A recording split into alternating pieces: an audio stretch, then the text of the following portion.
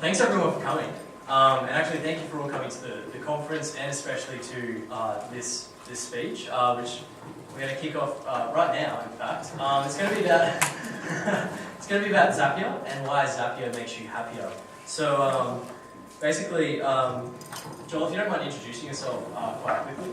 Sure. So, you guys hear me with this? Yeah. Fantastic. So, my name's Joel, I work at Tanda, so I work in kind of a workforce success or user experience role. And basically that means that my job, if you guys are Tanda clients, those of you who do use Tanda, there's a good chance I would have spoken to most of you.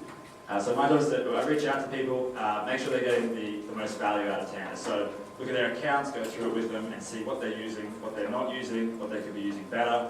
Obviously we have a product that constantly evolves, so I just make sure that people are getting the most out of it.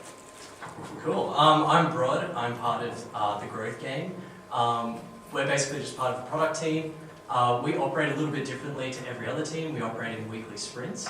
And if you want to know more about that, we have a workshop on tomorrow at 2:30, so you should come to that. Yeah, so basically, I'm just going to cover quickly what this presentation will be about. So basically, we're just going to cover off what Zapier is first and go through 3 examples. The first example is going to be an individual example that I use, Joel uses, and I think a lot of you might actually find a bit useful. So we'll run through creating that live, and you can see how that's done, and it should work. The next one we'll go through is a business example that we actually use here in Tanda, and Joel will go over that before we have a special announcement. So we're pretty keen to get to that part. I can already see you at the edge of your seat there, so keen for that special announcement. So just quickly, how many of you have heard of Zapier or have used Zapier before? Okay, cool.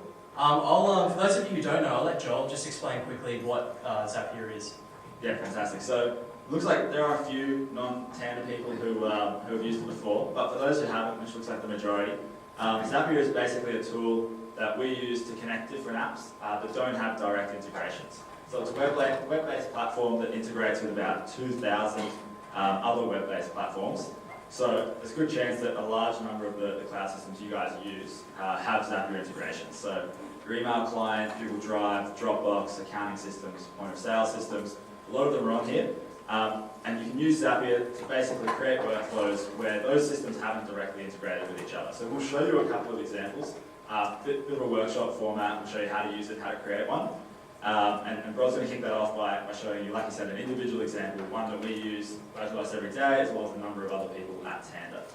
Yeah, cool. So just quickly, if you have any questions throughout the presentation, just chuck them in the app and we'll go through the app at the end and answer some of those questions. So to kick things off, we're going to firstly go over the individual example. And this will solve the use case where you want automatic reminders for start emails. So the way I use this is, say I have a bill that comes through my inbox. I want to start that bill and I want a reminder to come through, say 2 weeks in advance. I might also use this if I have important work emails that come through.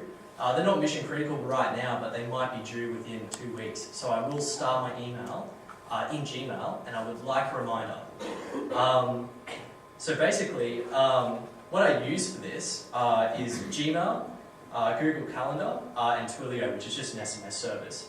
But the basic use case is when I start an email in my Gmail, I want a 2-week due date, and I want an SMS to get sent to my own phone 2 days before the calendar event is due, just so I really follow up on these issues. So just to actually lay it out in a diagram, it's pretty simple. I just have my Gmail account. The simple action is just going to start it. I'll send a trigger that will then, I want it to delay for 2 weeks. I then want an SMS, and I also want a Google Calendar event sent. So I'm just going to run through this quickly in Zapier. I'll bring that up now, and you can see it here. So I'm just in Zapier right now. You can sign up for an account for free if you want. I'm just going to click on Make this app. So back in the previous step here, I wanted Gmail to be the first thing that I use. So I want the trigger to come from Gmail. So I'm just going to select Gmail here, and there's hundreds of other apps you can choose here, but I'm just going to use these select 3. So I'm just going to select Gmail, and the trigger I want is when I start an email. So just when I click the little start button in my inbox, I want that to then do something.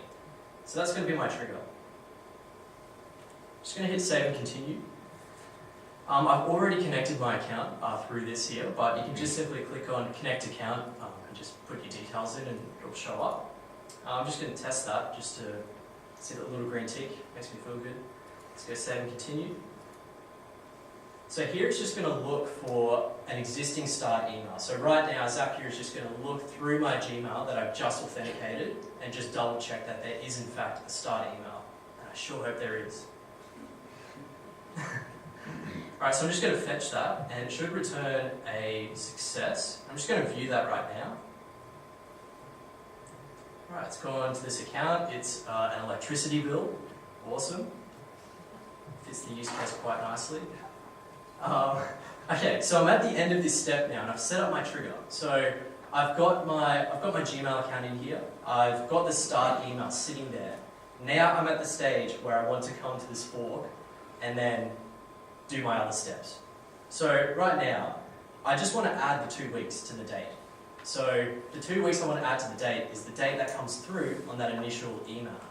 So Zapier just has a few built-in little tools. I'm just going to use the formatter to basically just strip out the date from the email and add 14 days to it. That's all I'm going to do. So I'm just going to select date and time here. Hit save and continue. It's going to set up a template.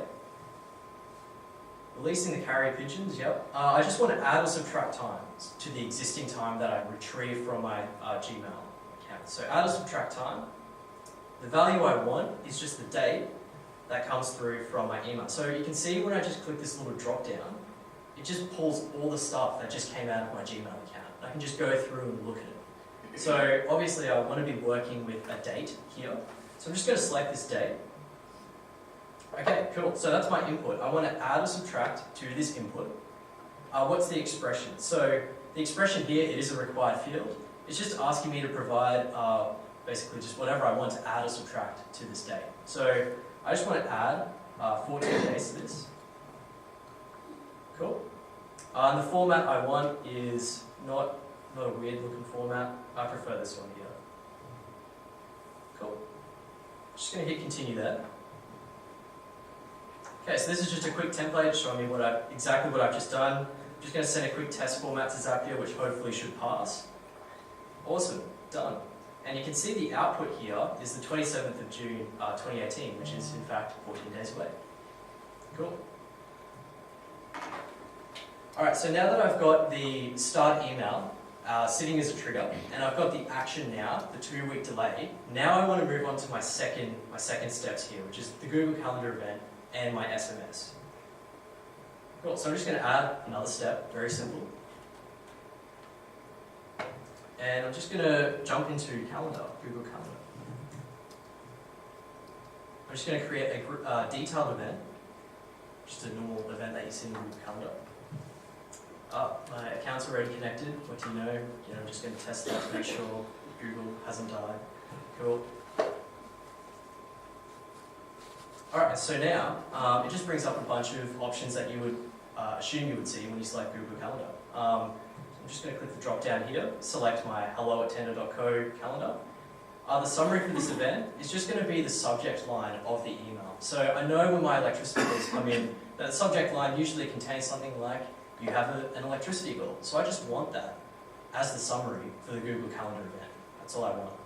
So to actually make that happen, I'm just going to click the drop down here, go back to the email that Zapier has got sitting in my trigger, select the subject line here, and that's it. I don't really want to add a description, I just want the summary to appear. Again, I have to select my start date and time. That time here is going to be the 2 weeks in advance. So I'm not going to use the date and time that got sent through in the original email because that doesn't really make sense. I'm going to use the formatted time that has got 14 days added onto it. And it's this date here. So you can see how I can go through previous triggers and actions and retrieve data to build up a new, like a new action that I want. So I'm just going to select both the start and end date time as the 14-day day in advance. And I'm just going to set this to an all-day event. I just want to also change this to no and just have a default email reminder. That's all I want. Cool. So hopefully this one works now, and it will just show me a quick little summary as well of what I've just done. I'm just going to send a test to Google Calendar and hope this works as well. There is an error. I bet you it's to do with my minutes before reminders. Yep.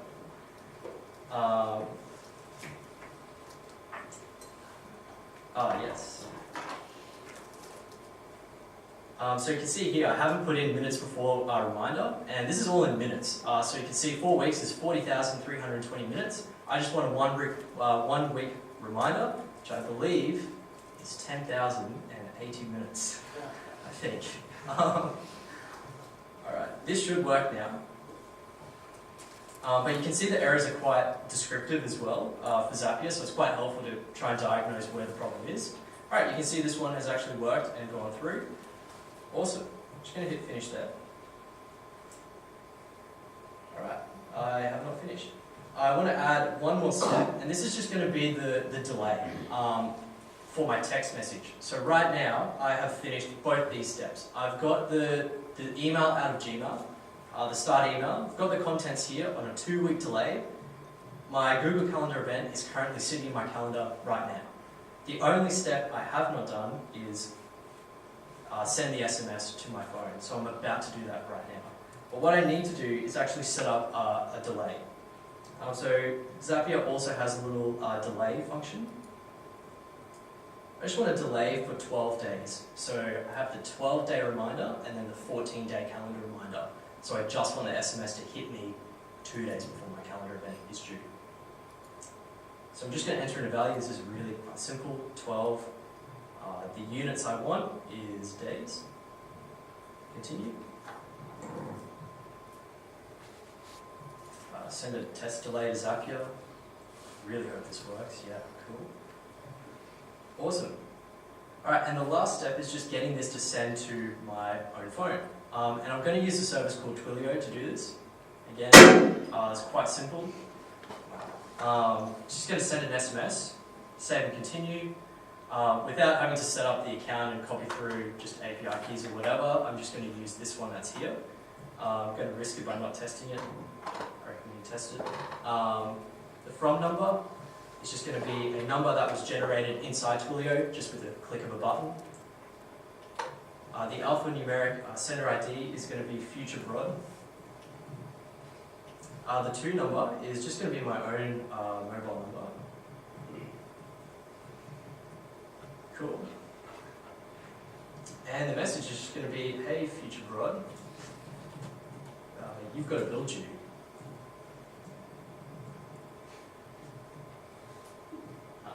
Just going to add the due date here, and I can just grab the due date from the date I spat out at the second step, which is this date here.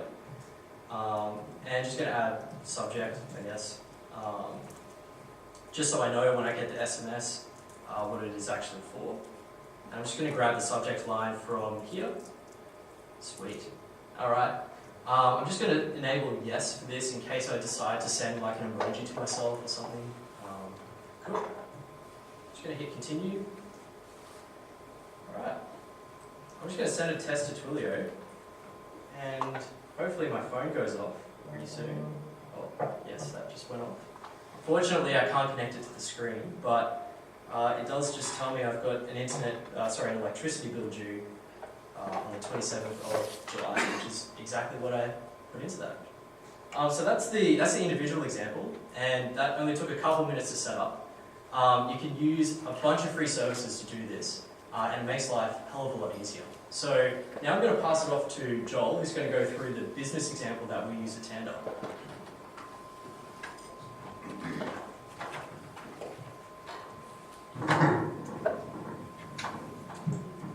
Awesome.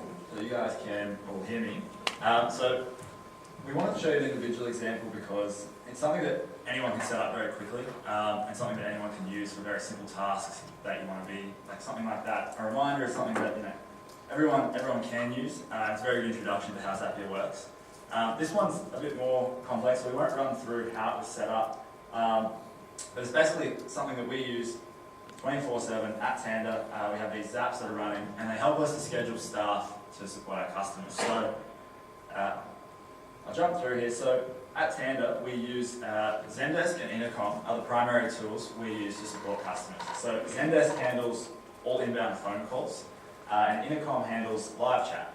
So for those of you who do use Tanda, I'm sure most of you would have used Intercom to chat to us at some point, probably made a phone call to us, that would have come through Zendesk. And we obviously have goals around these, like most companies, where we want to support customers to a certain level, we want to respond to live chats within a couple of minutes, and we want to answer all the calls as they come in. But like a lot of you, the problem we face is varying demand. So we know that any given day of the week, we have a different level of demand in both Zendesk and Intercom, same for different weeks and months of the year.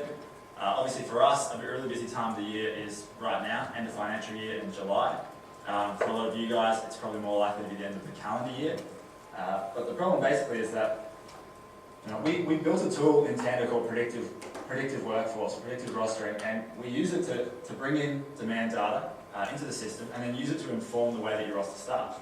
And we can do this because we know, if we know how much demand we're likely to have and we know how many people we need to meet that demand, it helps us to roster the right number of people. The issue we face is that we don't have direct integrations with either Zendesk or Intercom. And now, basically our solution for that is to run both Zendesk and Intercom through Zapier and then come into Tanda.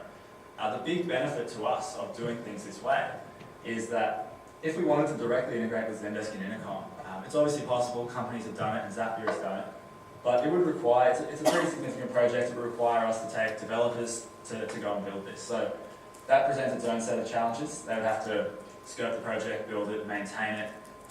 Anytime there were changes made to the APIs of Zendesk or Intercom, we'd have to go and maintain that. And every time they have to do something like this, it takes away from building value-adding features for customers, for our end users who are actually using Tanda. So having a tool like Zapier is pretty valuable because it means someone like me can spend some time doing this for the team and not take away from developers' time. So this is the basic setup that we have and how we pull data through. And I'm just going to show you guys quickly what it looks like in Zapier. We could jump over and jump into them, but there's a few here. So there's basically 4 zaps that run around the clock to make this happen. And the reason I wanted to run through it is because I think there's a lot of people here who could probably use the exact same thing for the systems they use to pull the data in and use it to roster. So you can see there's 4 here. And the top 2 are called Count Zendesk Tickets Created and Count Intercom Conversations.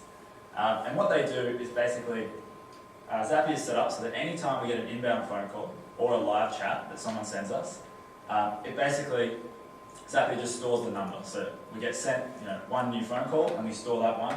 If we get sent 3, if we have 3 more live chats in the next 10 minutes, that number will jump up to 4 live chats, and it just perpetually stores that number for us. And that's all those top 2 do. They just store the number. The bottom 2 basically work with those. So the first one there says send call data to Tanda. And the way it works is that it starts with a scheduler and it runs every half an hour. So every half an hour, it jumps in to the top ones and it grabs the current number. So we know that between 9 and 9:30 a.m. there's been 5 live chats, 10 live chats. So it jumps in, it grabs that number, and it sends it into Tanda as a data stream, or as a data point to put into our predictive rostering. And then it clears the count back to 0 and basically resets the process. And what it means is that 24 hours a day, in our offices and our customers around the world, we know how many live chats are coming in and we know how many phone calls are being made to the team. And for a company that's growing quickly and has demand that varies widely, much like a lot of you guys, it's very valuable to have the data so that we can jump in at any time and look at it. Because it happens every half an hour, you can look at it throughout the day if you really wanted to go in and see how much can come in for the morning. But the more valuable part of this is that at any point we can look in and go, over the last 3 weeks, what's the average demand and how much do we expect to have next Monday? And how many people do we need on to handle that? So we bring all of this data in and we use it to inform how many people need to be on at any given time of the day. So as I said, it's very valuable for us, and using it, we've seen that it definitely has highlighted a few things that are just not clear without actually having the data to look at. There are trends around certain times of the year, or we can use it to look when we release certain features, do we all of a sudden get a lot more live chats? And if we do, how do we counter that before it happens by actually going back to customers and informing them of the things that they're likely to ask us so that we can lower that and help them kind of teach themselves.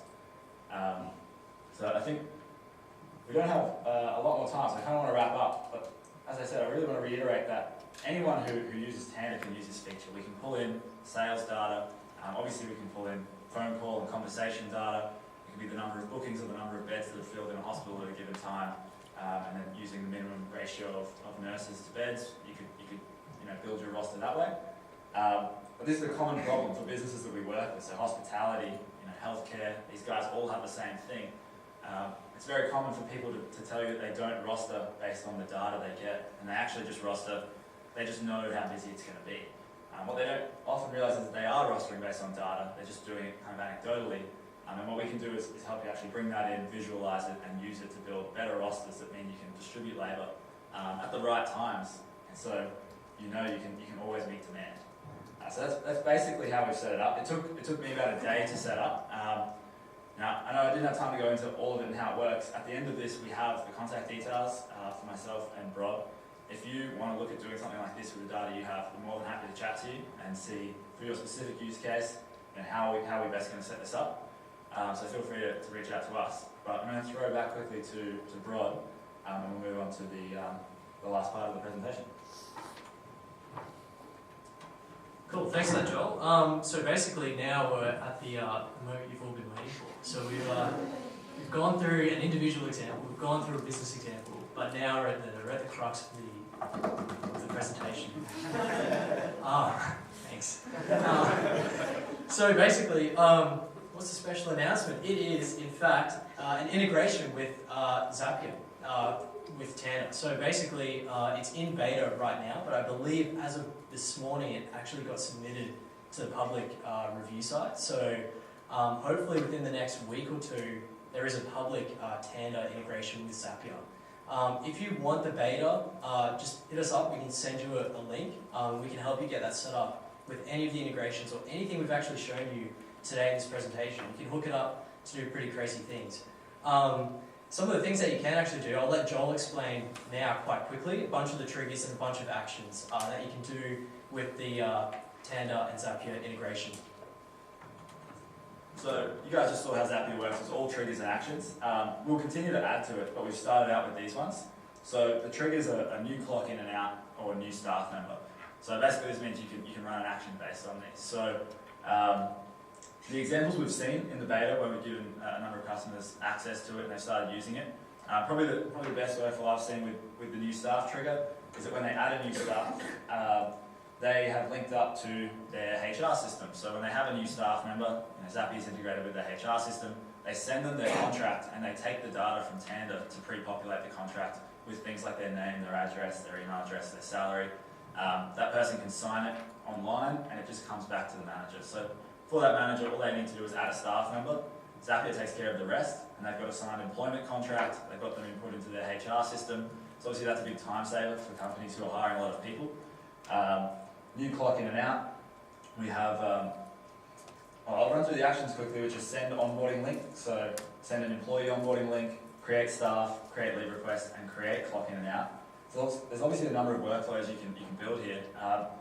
The other one we wanted to quickly show you before we wrap up, and hopefully we have time if there's any questions to answer those, but the new clock in or out trigger has been used by one of our clients who basically set up a Facebook page and they've integrated between Tanda and Facebook where whenever there's a new clock in, that actually brings you the photo, same with the clock out, and they post that photo into a Facebook group that's closed for their staff members, and they basically turned it into a small competition as a good kind of fun way to start and finish shifts, where you can have photos coming into the group and photos when you start and finish work. It's basically a selfie competition for the staff. They all go and like photos to use it as a voting mechanism, and they give a prize to the one that has the most votes at the end of the month. So it seems insignificant to a lot of people, but it is just a really good way to drive up staff engagement. It's something that anyone can do. You can do it with a free account which makes it particularly useful. You set it up once in 20 minutes and it will just run forever, and you'll have that Facebook page and something for your staff to engage in and kind of like connect with their workplace. I think we can pull up, we like the idea, so we have a similar one. We can pull it up now. Here it is. It's the Tanda clock-in selfies page. There are some absolute great selfies on here, by the way. We've just been going around the conference today grabbing selfies of people clocking in. Sure hope there's no bad ones on here. Got one here of Jasper. He's out there. So you can see he's just pulling through people. Oh, jeez. Hey, Dave. Alan. But if any of you want to actually clock in, just ask a Tanda employee and we can authenticate that time clock for you, and you can start posting straight to the page. There's heaps on here. I won't scroll down any further because I think we've seen enough. We'll leave it at this one. I like this one. So that's pretty much, I believe, the end of the speech. I think we do have a couple questions that came through on the app, but basically the possibilities are endless with Zapier. And hopefully with the new Tanda Zapier integration, it'll become a lot more useful to you. So you can start doing crazy stuff with your Gmail accounts and Tanda and doing all that kind of thing. So I'll see if Joel has got any questions through. Yeah, we got a question here, which is that we've spoken about bringing data into Tanda, but is it just as easy to get it out? So with the app we just released, it makes it easier to get some of the data out. So clock-in data is obviously there, and staff data when you hire new staff members. On top of that, we can always work with people to do a bit more. So that's our app, and we'll continue to add to it. If you have specific workflows you're looking to create, definitely let us know, because we can look at adding things to that app and making it easy to do. In the meantime, we have an open API, which means any of the data or a large amount of the data in your account is accessible to anyone. You don't have to pay to get extra access. It's all there for you, and Zapier can access it. So the answer is yes, you can get almost any of the data out. You can get roster data, timesheets, staff data, leave requests. Pretty much anything that's in there can be pulled out and you can do something with it. So whether that be custom reporting or exporting it into another system via Zapier, that's definitely possible, and something we're happy to help you set up if you want to shoot us an email. We'll run through it with you and help you create an account and get it going. So I'm not sure. I'll check quickly if we have more. I think that is the question that came through. So yeah, we really just wanted to wrap up and show you that we ran through a very basic individual example and then a bit more complex one that we use at Tanda. I think this slide says it quite accurately that there really is no limit to what you can do with this system. For instance, I started using it a few months ago, and we've definitely progressed a long way in the things that we can do with it. Our Zapier Tanda Zapier account that we use as a group, every time we run an action, that's a task, and I think we run close to 100,000 tasks a month. We do it both to automate stuff that we don't really need done by someone manually. Little things that we can have Zapier do instead of having to have someone take up some of their time. They can use that time to actually do value-adding work to the business.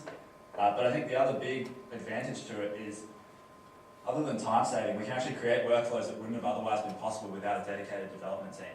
And a lot of companies, particularly in the industries we work with, do not have dedicated development teams. So having a tool like this that allows you to actually go and create the workflows that weren't possible before, for really a fraction of the cost of having development work, and often completely free, is very valuable. And as I said, we'll kind of wrap up, but on the next slide I think we have our contact details, and we're more than happy to chat to anyone about setting up workflows that they're looking at, because even if we can't do it, if you've got a genuine use case for it, then at the very least we should consider building something that makes it possible, or looking at a way that Tanda can help you solve that problem anyway. So thanks for listening, guys.